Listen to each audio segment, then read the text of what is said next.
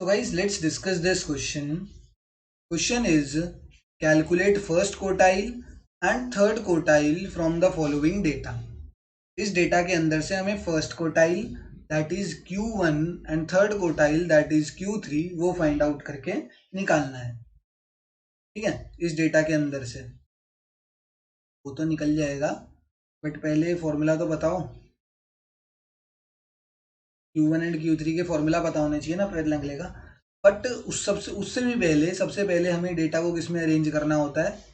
Ascending order में arrange करना होता है डेटा को। असेंडिंग ऑर्डर में डेटा अरेंज करते हैं पहले। यहाँ पर सबसे पहले आएगा 38,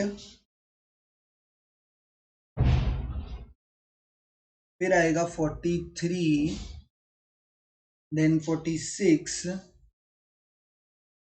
देन 50, देन 58, 60, 65 एंड 69। डेटा को मैंने किस में कर लिया? असेंडिंग ऑर्डर में अरेंज कर लिया। एंड नंबर ऑफ टर्म्स देख लेते हैं। तो 1, 2, 3, 4, 5, 6, 7 और 8। नंबर ऑफ टर्म्स कितनी है? नंबर ऑफ टर्म्स है 8। तो इसमें टोटल नंबर ऑफ टर्म्स अगर मुझे दिख रही हैं तो n जो है वो मेरा इस क्वेश्चन में कितना है? 8। एंड एक चीज और साफ साफ दिख रही है, एक तो n 8 है एंड दूसरी क्या है? ये इंडिविजुअल सीरीज है। इंडिविजुअल सीरीज क्यों है भाई? तो यहाँ पे फ्रीक्वेंसी का तो कहीं नाम ही नहीं है। क्या यहाँ पे हमें फ्रीक्वेंसी दिख रही है? सिर्फ x की वैल्यू दे दी है, देर इज नो फ्रीक्वेंसी। ये तो नंबर ऑफ टर्म्स है कि 1 2 3, ये इसकी कोई फ्रीक्वेंसी नहीं है। ये सिर्फ मैंने डिनोट कर रखा है असेंडिंग ऑर्डर में ना, कि फर्स्ट नंबर पे ये है, थर्ड पे ये है, फोर्थ पे ये है, फिफ्थ पर ये है, सिक्स पर ये है, सेवेंथ पर 65 है एंड एट्थ पर 69 है। ये तो मैंने सिर्फ डिनोट कर रखा है, this is not the frequency. तो इंडिविजुअल सीरीज है, नंबर ऑफ टर्म्स 8 है। तो Q1 का फॉर्मूला क्या होता है वो इधर करेंगे एंड Q3 हम इस साइड पर निकालेंगे। Q1 का फॉर्मूला क्या होता है? तो Q1 is equals to n+1 by 4th term. n+1 by 4th term जो होगी वो हमारा Q1 होगा। ठीक है, तो n कितना है? 8। 8+1 हो जाएगा 9/4। 9/4 की वैल्यू हो जाती है 2.25 टर्म। अब ये 2.25 टर्म कैसे निकाले सर? हमें तो पता है, या तो सेकंड टर्म निकाल लो या थर्ड बता दो। ये बीच में कहाँ से ले आया? तो बीच वाली वैल्यू भी निकाल देंगे भाई, क्या दिक्कत है? 2.25 टर्म का मतलब है एक तो सेकंड टर्म। सेकंड टर्म में हमें आगे ऐड करना है 0.25 टर्म को। मतलब ये जो 2.25 टर्म है, क्या वो ये 2 और 3 के कहीं बीच में आएगी ना? 2 और 3 के कहीं पे बीच में होगी। तो पहले हम सेकंड टर्म निकालते हैं। सेकंड टर्म कितनी है? Second term is 43। ठीक है, एंड 0.25 टर्म जो होगी, मतलब इसका मतलब क्या है? ये जो 2 और 3 के बीच में ना, 2 और 3 के बीच में 0.25 से मल्टीप्लाई कर दो। ठीक है, मतलब ये 2.5 उसके बीच में हो जाएगी। बीच में इन द सेंस कि बिल्कुल उसके सेंटर में नहीं, बट उसके 2.5 पार्ट में हो जाएगी। जैसे ना एक डायग्राम बना के दिखाता हूं। मैंने कहा कि ये मेरा कितना है? ये 1 से लेके 2 तक है। 1 से लेके 2 तक है। अब इसके बीच में जो आएगा ना, सेंटर में बिल्कुल, वो आता है 1.5। थोड़ा सा इधर जो आ जाता है वो आ जाता है 1.25।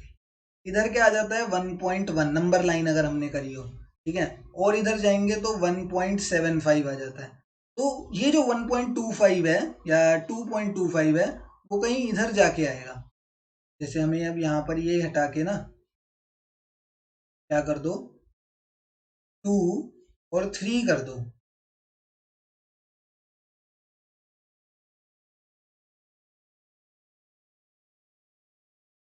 क्या कर दो? इसको 2 और 3 कर दो। तो 2.25 कहाँ से आएगा? वो सेंटर से थोड़ा इस साइड जाके आएगा 2.25। अब तो सेकंड टर्म तो मैंने निकाल ली, सेकंड टर्म तो मैंने 43 निकाल ली। 0.25 निकालने के लिए क्या करना होता है? तो जो भी है, जैसे 0.25 है तो 0.25 के साथ मल्टीप्लाई कर दो। किसको? डिफरेंस को। किसका डिफरेंस सर?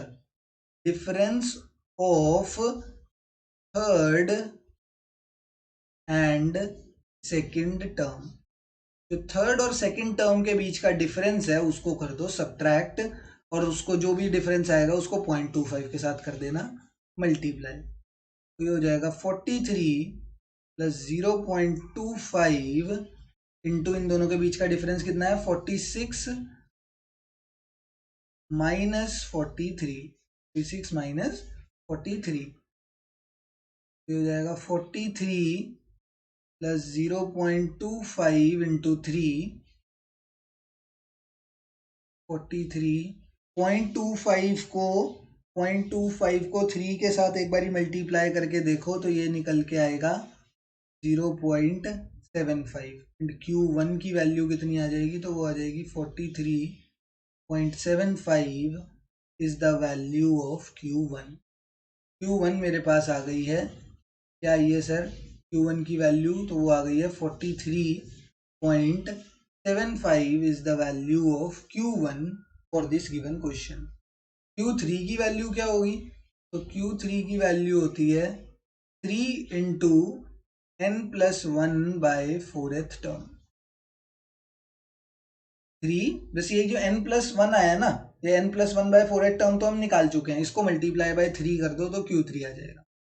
देखो यहीं से निकाल लेते हैं, n+1/4th टर्म तो हम निकाल ही चुके हैं, कितनी है 2.25 टर्म है, इसको कर दो 3 के साथ मल्टीप्लाई, तो ये कितनी हो जाएगी, दिस विल बिकम 6.75 टर्म। मतलब जो हमारा Q3 है, Q1 नहीं, Q3 जो है वो है 6.75 term.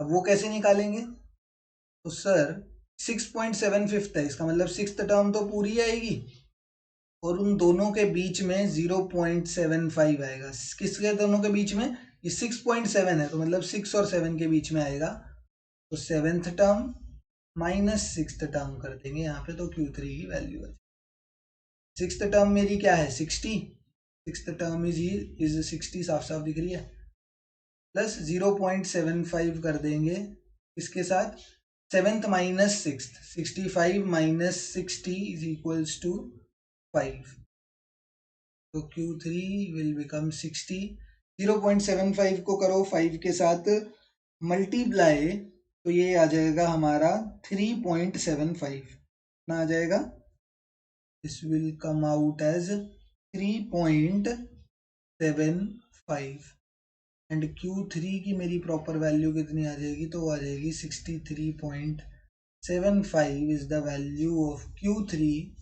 For this given question. ठीक है, बस एक चीज यहाँ पर जो नहीं आई है वो इतनी आई है कि हमें मीडियन में तो पता लग जाता था कि ये 2.25 टर्म कौन सी है, या फिर ये सॉरी सेकंड टर्म कौन सी है या थर्ड टर्म कौन सी है, तो हम सीधा आंसर लिख देते थे। बट यहाँ पे 2.25 या 6.75 टर्म आ रही है, तो इसका क्या करें, तो बस इसमें यही सेम बात थी सिंपल सी, कि अगर 6.75 आ रही है तो 6 टर्म तो पूरी है, और उसके बीच में 6 और 7 के बीच में कहीं ये 0.75 है, तो क्या करेंगे 0.75 से 6 और 7 का डिफरेंस, 6th और 7th टर्म का डिफरेंस जो होगा उसको 0.75 से मल्टीप्लाई कर देंगे, तो पता लग जाएगा कि कौन सी वैल्यू है जो इन दोनों के बीच में आ रही है, 60 और 65 के जो बीच में, वो वैल्यू मुझे पता लग गई कि 3.75 वो वैल्यू है, तो वो मैंने 60 में ऐड कर दी, तो मेरा Q3 की वैल्यू आ गई 63.75। वैसे ही सेम प्रोसीजर Q1 में भी करके दिखाया, जब दोनों कोटाइल्स आ गई, फर्स्ट कोटाइल भी आ गई एंड थर्ड कोटाइल भी आ गई फॉर दिस गिवन क्वेश्चन।